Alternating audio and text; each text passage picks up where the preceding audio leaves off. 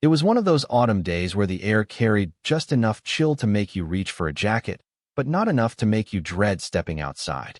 The kind of weather that creates the perfect excuse to walk a little closer to someone, to share a bit more of their warmth than you might otherwise. I remember the cafe we were sitting in had these large windows that framed the falling leaves outside, creating a painting of amber and gold that shifted with each gust of wind. The smell of cinnamon and coffee hung in the air, wrapping around us like a comfortable blanket as we sat across from each other, our conversation flowing as easily as the steam from our mugs. I'd known him for about 3 months by then, not long enough to claim we were close friends, but certainly beyond the awkward small talk phase of getting to know someone.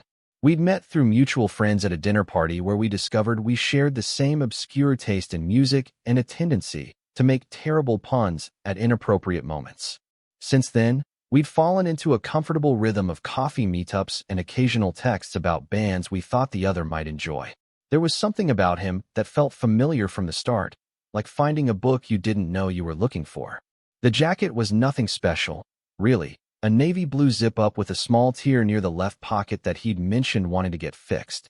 But somehow, in that moment, as he shrugged it on and fumbled with the zipper, it became the most significant piece of clothing in the world. Let me explain why this matters. It's in these small, seemingly insignificant moments that relationships often pivot, where the ordinary suddenly becomes extraordinary without warning. "This zipper's always been tricky," he said, his fingers struggling with the metal tab that refused to connect properly at the bottom. I watched him try twice more before he looked up with a slightly embarrassed smile. "Would you mind? I think it needs a steady hand."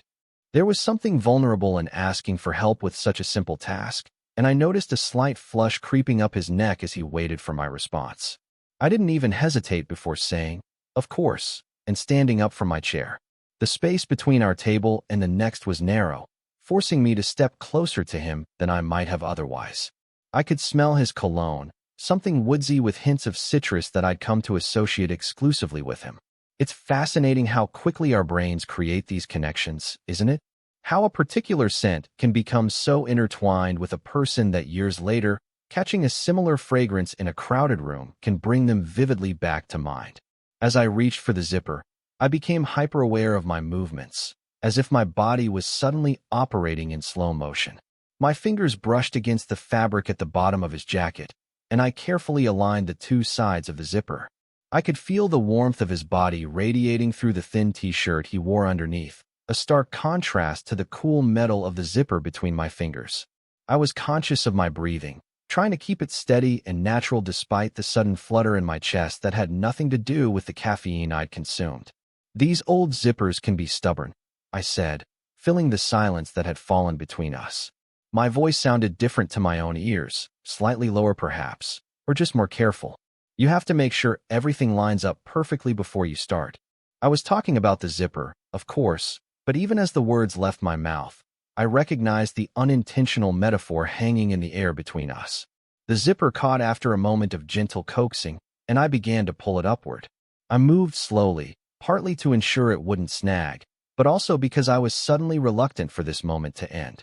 There's an intimacy in helping someone with their clothing, a crossing of personal boundaries that's both innocent and charged with potential meaning. Parents zip children's coats without a second thought. Friends might help straighten each other's collars.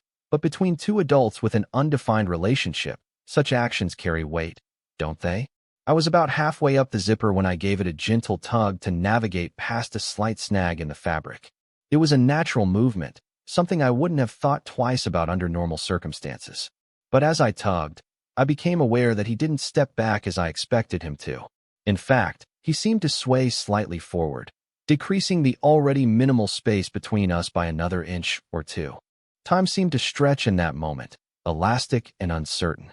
I could hear the murmur of conversations around us, the clink of spoons against ceramic, the hiss of the espresso machine, all suddenly distant, as if we were enclosed in a bubble that muffled the outside world. I looked up from the zipper to find him watching me, his eyes holding mine with an expression I couldn't quite decipher. Was it curiosity? Anticipation? Something more?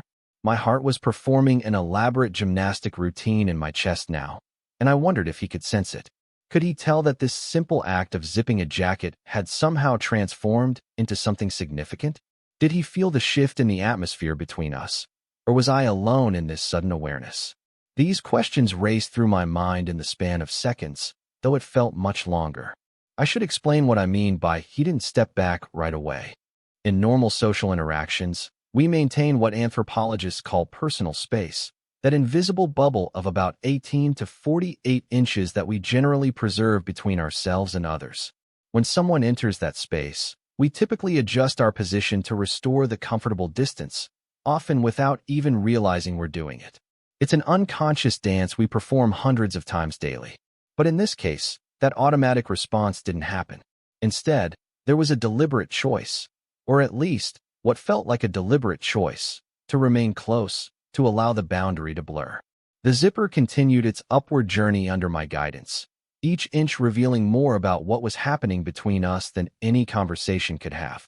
I was conscious of my fingertips occasionally brushing against his chest through the fabric, each light contact sending a small jolt through my nervous system. The cafe around us continued to buzz with activity, oblivious to this quiet moment of connection unfolding in their midst. As I approached the top of the zipper, I felt a strange mixture of anticipation and regret. Anticipation for what might happen when this task was complete, and regret that it would soon be over. It's remarkable how time can simultaneously feel too fast and too slow, isn't it? How we can wish for a moment to both linger and resolve itself.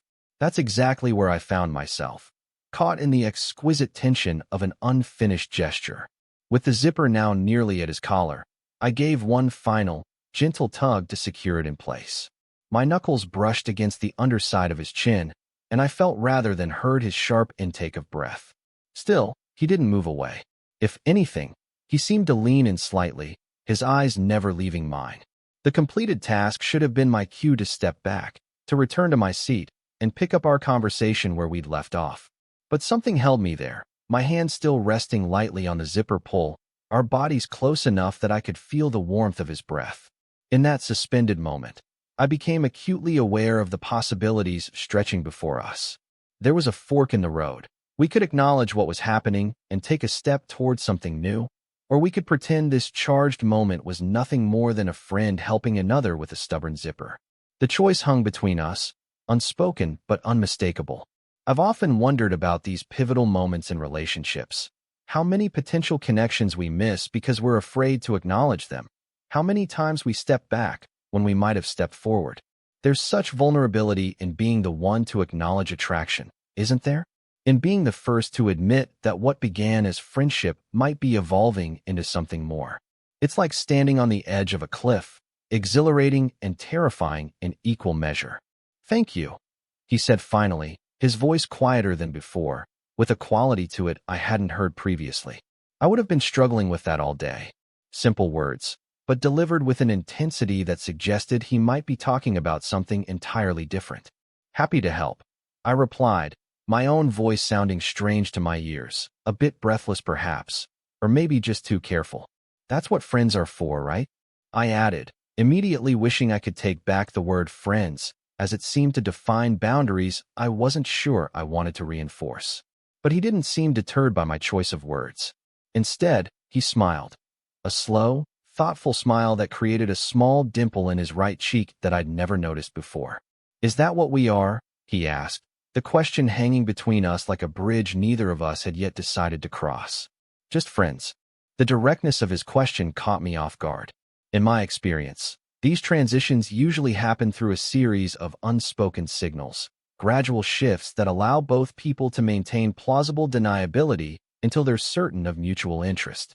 His willingness to name the elephant in the room was both refreshing and terrifying. I was still standing close to him, my hand having moved from his zipper to rest lightly on the edge of the table beside us. I could feel the eyes of other cafe patrons occasionally drifting our way, probably wondering about the nature of our relationship. Were we in the midst of a breakup? A reconciliation? The beginning of something new? I wondered what they saw when they looked at us, if the electricity I felt was visible from the outside. "I think," I began, carefully choosing my words, "that's something we might need to figure out." It wasn't a declaration, but it wasn't a rejection either. It was an opening, an acknowledgement that the question itself was valid. He nodded slowly, as if processing my response, weighing it against his own hopes or expectations. Then he reached out and gently tucked a strand of hair behind my ear, a gesture so intimate it made my breath catch. "I'd like that," he said simply. "Figuring it out, I mean." The moment stretched between us, full of potential and unspoken possibilities. Around us, the cafe continued its afternoon rhythm. Baristas calling out completed orders, the door opening and closing as people came and went, the soundtrack of indie music playing just loud enough to fill any uncomfortable silences. Yet within our little bubble, time seemed to operate differently, expanding to hold all the things we weren't yet saying.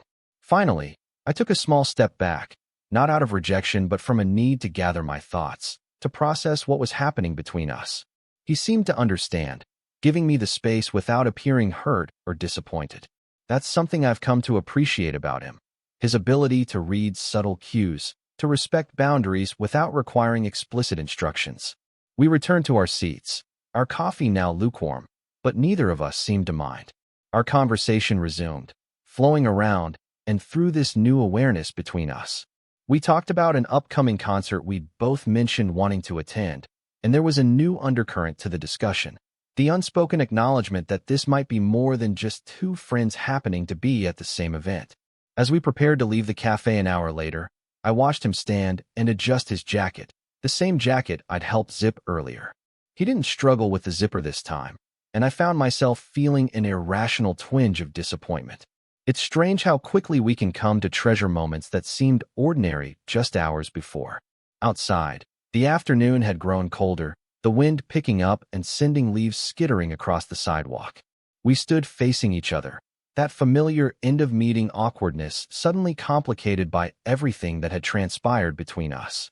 "So," he said, hands in his pockets, rocking slightly on his heels. "Same time next week?" I nodded, smiling at the familiar question that now carried new weight. "I'd like that." He hesitated for a moment, then leaned in and kissed my cheek, a gesture that managed to be both chaste and charged with meaning. "Thank you again," he said close to my ear, "for helping with my jacket." As I watched him walk away, I touched my fingers to the zipper of my own coat, remembering the feeling of metal and fabric beneath my fingertips, the warmth of his body, the moment of connection that had transformed an ordinary afternoon into something memorable. It's in these small moments, these seemingly insignificant interactions, that relationships are built, isn't it? The grand gestures make for good stories, but it's the quiet moments of connection, helping with a stubborn zipper, a lingering glance, a question finally asked, that form the foundation of something lasting. 2 weeks later, when he picked me up for our first official date, I noticed he was wearing the same navy jacket. When I pointed it out, he smiled and said, "I thought it might bring me luck again." As he helped me with my coat before we left the restaurant, his hands lingering just a moment longer than necessary on my shoulders, I couldn't help but think about how the smallest moments can sometimes lead to the biggest changes in our lives. Sometimes all it takes is a stubborn zipper and the courage not to step back when everything in you wants to lean in. Total_char_count. 13,287.